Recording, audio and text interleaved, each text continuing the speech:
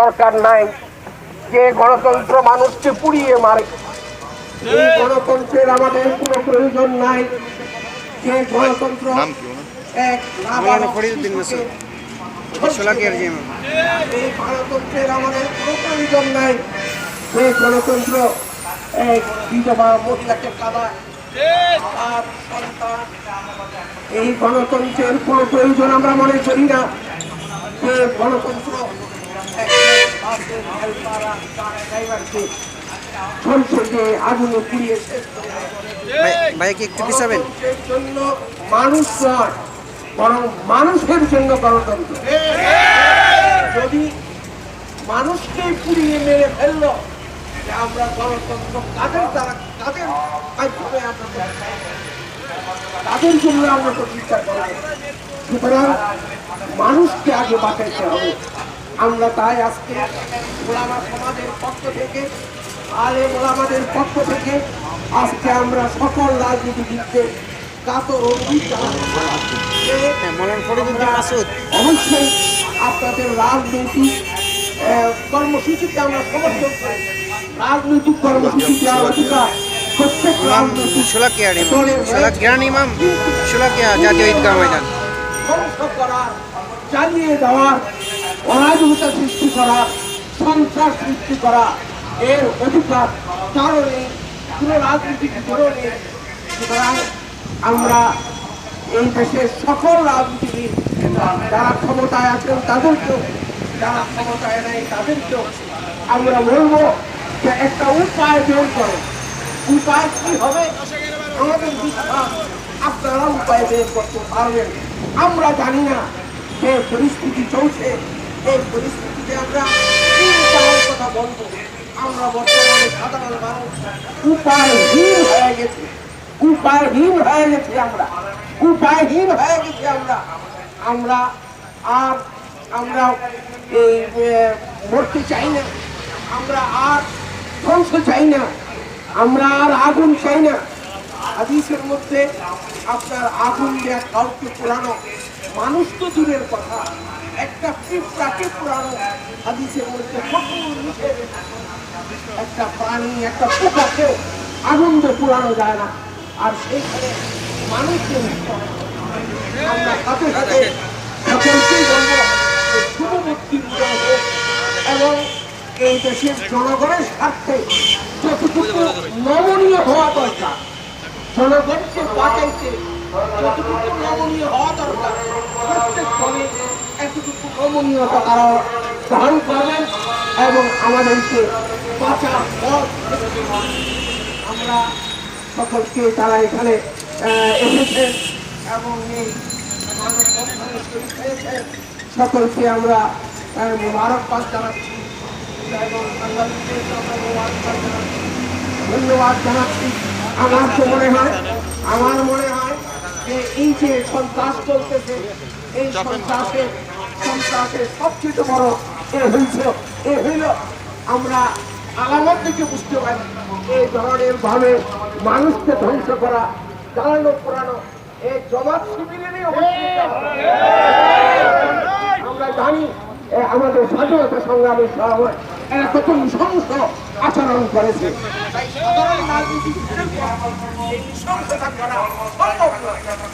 অপরাধীদের আজকে বিচারের কাঠগড়ার থেকে, বিচার থেকে বাঁচাতে তারা দেশকে একটা অকার্যকর দেশ, আমাদের এই সুন্দর শান্তির দেশকে একটা সন্ত্রাসের দেশ, একটা অরাজকতার দেশ হিসাবে তারা প্রতিষ্ঠিত করতে চায়।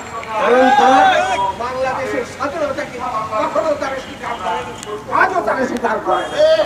সাথে সাথে আমরা সরকারকে আমরা বিচার করে দিতে চাই, এই দেশের মানুষের পেটে লাথি দিবেন না, গ্যাস আর বিদ্যুতের দাম বাড়িয়ে সাধারণ মানুষকে আর দুর্ভোগের মধ্যে ফেলবেন না। আমরা আশা করবো সারা পৃথিবীতে গ্যাস আর বিদ্যুতের দাম কমেছে, আমাদের দেশে যেন কমানো হয়, আর যেন বাড়ানো না হয়, মানুষকে যেন আর কষ্ট দেওয়া না হয়। আমরা দুর্ভোগ থেকে আল্লাহ তাআলা আমাদের সকলকে গ্রহণ, আর আপনারা আপনাদের সকলের বিশেষ করে মিডিয়ার মাধ্যমে সারা বাংলাদেশবাসীকে বলতে চাই, আগামীকাল শুক্রবার জুমার পরে সবাই 2 রাকাত সালাতুল হাজত করে 2 রাকাত সালাতুল হাজত করে 2 রাকাত সালাতুল হাজত নামাজ করে আল্লাহর কাছে কান্নাকাটি করেন। আল্লাহ যেন প্রত্যেকের হৃদয়ের মধ্যে উদ্দীপিত করেন। আমরা আবার এই যারা যে সমস্ত দুষ্কৃতকারী সন্ত্রাসীরা আগুন যে মানুষকে প্রায় মারছে তাদেরকে আমরা আমাদের সমস্ত অস্তিত্ব নিয়ে ধিক্কার জানাচ্ছি, ঘৃণা জানাচ্ছি, ধিক্কার আমরা জানাচ্ছি। এখনো সময় আছে যে আগুনের পোড়া থেকে আপনারা বের হন, জাতিকে বাঁচান, আপনারা এর থেকে বিরত হন এবং এই ধরনের কর্মসূচি গ্রহণ করেন যা রাজনৈতিক কর্মসূচি, শান্তিপূর্ণ কর্মসূচি। আমি স্মরণ করাই দিতে চাই, যখন নাকি মানুষ তারা উচ্ছৃঙ্খল হয়ে উঠছিল গান্ধীজি তখন তার আন্দোলনকে রুখে দিয়েছিলেন, বন্ধ করে দিয়েছিলেন। এখনো যদি যারা আজকে আন্দোলন চালাচ্ছেন তাদের যদি নিয়ন্ত্রণ না থাকে কর্মীদের উপরে, তাইলে আন্দোলনকে এখনই বন্ধ করে দেওয়ার জন্য আহ্বান জানাবো। গান্ধী ঠকেন নাই, গান্ধী ঠকেন নাই, আপনারাও ইনশাআল্লাহ ঠকবেন না। আর সাথে সাথে আমরা যারা এই আগুনে পুড়ে যারা এই দগ্ধ হয়ে যারা শহীদ হয়েছে, হাদিসে আছে আগুনে পুড়ে যারা মারা যায় তাদেরকে আল্লাহ তাআলা শাহাদাতের দরজা দেন। যারা শহীদ হয়েছেন তাদের বিদেহী আত্মার জন্য আমরা মাগফিরাত কামনা করছি, তাদের পরিবারের প্রতি আমরা সমবেদনা জ্ঞাপন করছি। আমরা আমাদের শক্তি অনুসারে আজকে এখনই গিয়ে আমরা বাহিনীকে কিছু আর্থিক সাহায্য করার আমরা উদ্যোগ নিয়েছি। আল্লাহ আমাদেরকে কবুল করুন। সাথে সাথে আমরা সাবেক বিরোধী দলীয় নেতা আরো পুত্র সুখে আমরা সমবেদনা জ্ঞাপন করছি এবং এখনো অসুস্থ তাদেরকে যেন আল্লাহ তাড়াতাড়ি সুস্থ করেন, এর জন্য আমরা পাবো।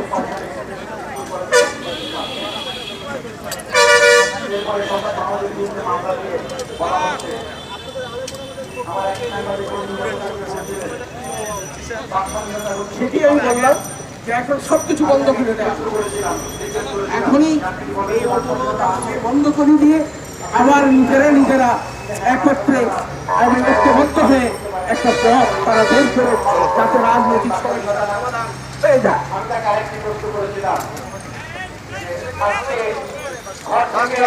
আলোচনা, সংলাপ, কথা অনেক কিছু হতে পারে।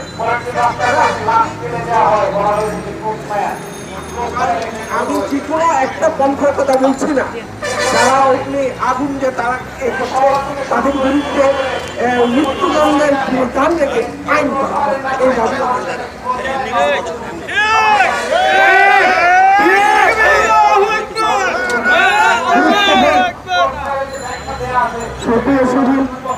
এই মাত্রই গুরুত্বপূর্ণ বক্তব্য রাখলেন বাংলাদেশ সম্মানিত চেয়ারম্যান